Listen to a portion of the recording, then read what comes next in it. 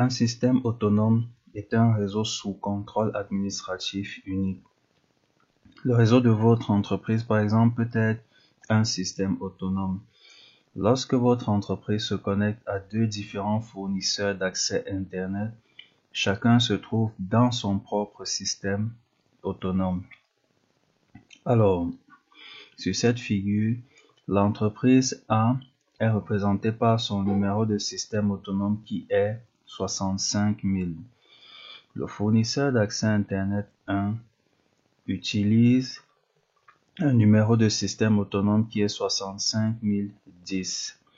Le fournisseur d'accès Internet 2 utilise un numéro de système autonome qui est 65 020. Lors de la sélection d'un protocole de routage, l'on doit déterminer si ce protocole fonctionnera à l'intérieur d'un système autonome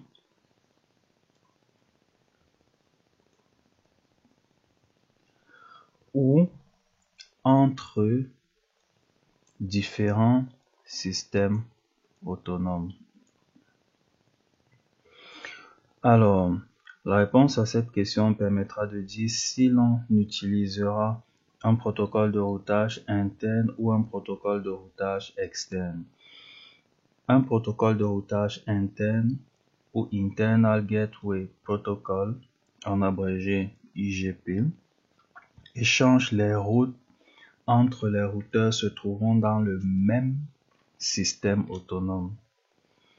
Les IGP les plus populaires incluent OSPF et EIGRP.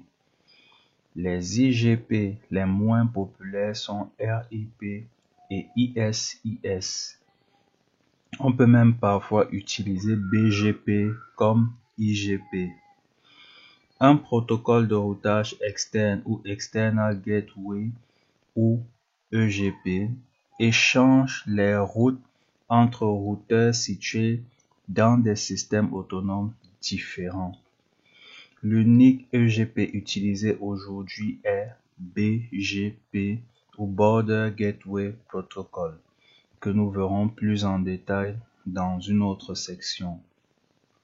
À titre historique, avant BGP, il existait un protocole de routage externe carrément appelé Exterior Gateway Protocol ou EGP.